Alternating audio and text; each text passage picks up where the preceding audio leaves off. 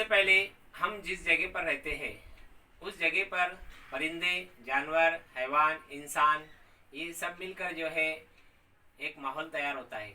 इस माहौल में जंगलात भी होते हैं।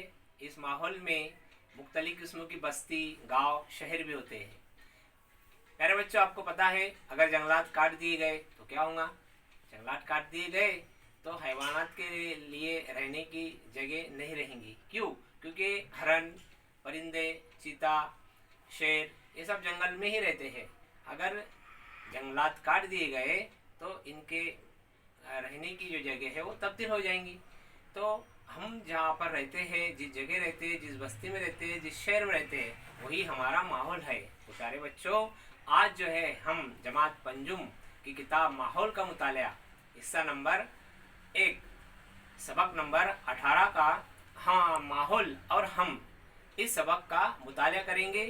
तो इंशाअल्लाह अगले वीडियोस में हम सबक का मुतालिया खुलासवार करेंगे। खुदा हाफिज़।